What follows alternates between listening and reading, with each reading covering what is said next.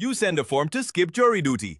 2 days later, the FBI is at your door. A news helicopter is flying over your apartment, and a courthouse is on lockdown because 3 federal agencies think you are planning a terror attack. How does copying a few sentences from the internet turn you into a national security threat? The envelope shows up on a Tuesday. White paper, county seal. You know what it is before you open it. Jury duty. 2 weeks sitting in a boring room while lawyers argue about someone who fell down at a grocery store. You have work, you have plans, you have a trip booked. So you do what everyone does now. You Google how to get out of jury duty. Top result is a forum. Second result is Reddit. Third result is a weird blog that looks like it was made in 1998 and never updated. You read it fast. You see phrases like flesh and blood man and I am a traveler and flags with gold fringe. You do not understand any of it. You do not care. You just need the court to think you are too. Weird to deal with. So you copy the whole thing.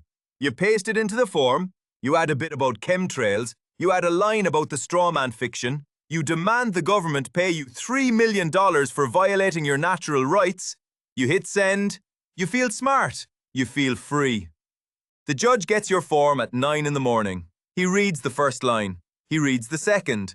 He stops at the part where you say your name in all caps is a fake corporate person created by the feds to enslave you. He does not laugh. He picks up the phone. Judges have to report anything that looks like a threat to the court, even if it sounds crazy. The first call goes to the United States Marshals Service. They protect federal courts. The marshal listens. He hears sovereign citizen. He hears refusal of joinder. He hears gold-fringed flag. He moves it up the chain. The marshals send your form straight to the FBI. An analyst opens the file. She sees your rant. She sees the red ink thumbprint you scanned and pasted at the bottom because the forum said it proves. You are flesh and blood, not your straw man. She sees the line. I do not recognize the authority of this corporate tribunal. She does not see a joke. She sees a threat. She sends it to the crypto team. They run it through keyword scanning. Your document scores a 92 out of 100. You are at home eating lunch and scrolling your phone. You do not know that 3 agencies are now reading your copy-paste like it is a terror plan. You do not know that FBI language experts are checking your weird caps and punctuation for hidden codes meant for other attackers. You do not know that your search history, the one with how to skip jury duty and sovereign citizen exemption and do I have to go to court, is being used as proof you planned this, not proof you are lazy. They have your address. They have your internet data. They have your name. The call goes out. The courthouse is now a possible crime scene. Employees are sent home. The front steps get yellow tape. News choppers monitor police scanners, and they will fly to any courthouse reporting a domestic threat. One helicopter lifts off, then another. You are still eating lunch.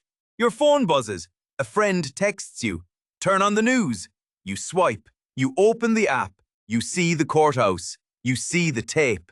You see the banner at the bottom. Potential domestic threat targets local court. Your stomach drops. You think, no way. You think, this has to be something else. Then the second banner rolls in.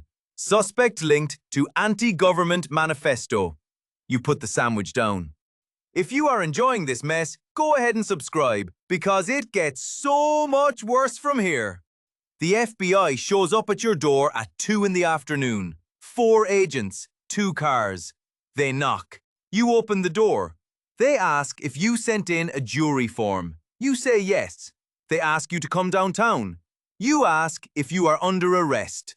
They say no, but they want to ask some questions. You go. You sit in a small grey room. They slide a printed copy of your form across the table. They ask you to explain what you meant by execute the terms of natural law. You stare at it. You realize the word execute, which you thought sounded official, is now being read as a plan to carry out an attack. You try to explain that you just copied it from the internet. They ask which site. You say you do not remember. They ask if anyone helped you write it. You say no. They ask if you are part of any sovereign citizen groups. You say you do not even know what that is. They do not believe you. You try to laugh. You say it was a joke, just a lazy way to dodge jury duty. One agent leans in. He says, "So you knowingly sent false and threatening statements to a federal form to avoid civic duty?" You stop talking. You ask for a lawyer. Outside, the news has your name. They do not have your face yet, but they will. A reporter is standing in front of your building. She is saying the word radicalized. She is saying manifesto. She is saying possible lone wolf scenario. Your phone is ringing. Your family, your friends, your job. You do not pick up. You sit in that room and you realize you have two choices, and both of them are completely humiliating.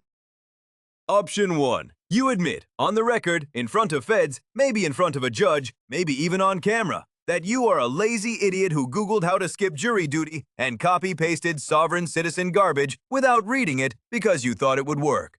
You will have to say out loud that your manifesto was Reddit copy-paste. You will have to say you do not actually think the government is a fake corporation.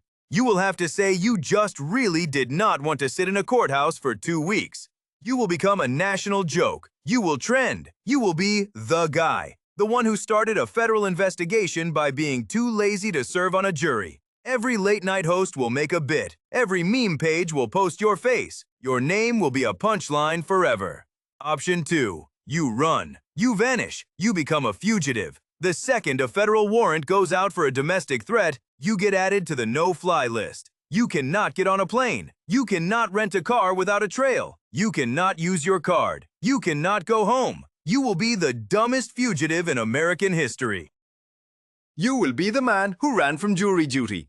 They will hunt you, not because you are dangerous, but because the feds cannot look like they messed up.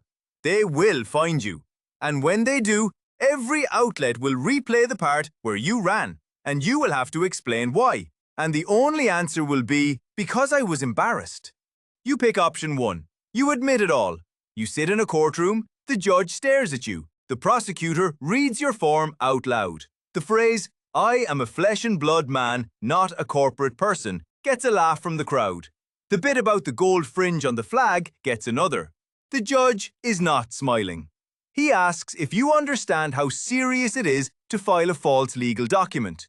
You say yes. He asks if you know your actions wasted the time of multiple federal agencies. You say yes. He asks if you have anything to say. You say, "I was just trying to get out of jury duty." The room goes quiet. Then someone in the back laughs. Then another. The judge bangs his gavel. You are not charged with terrorism. You are charged with contempt of court, filing a false document, and obstruction. The fine comes 3 weeks later, $18,000. You pay it in pieces every month. You are also ordered to do your jury service anyway, 2 weeks. You sit in the boring beige room. You listen to the lawyers. You do not say a word. Every other juror knows who you are. They saw you on the news. One of them asks for a selfie at lunch. You say no.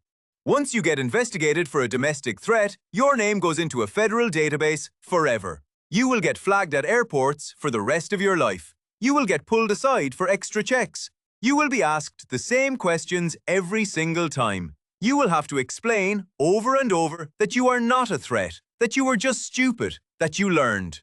You are now on a list. You are now a warning story. You are now the reason they added a new line to the jury form that says submitting false or silly statements may result in federal charges. You tried to dodge 2 weeks of boredom and you bought a lifetime of shame. The sovereign tricks do not work. The red thumbprint does nothing. The straw man thing does nothing. The refusal of joinder does nothing.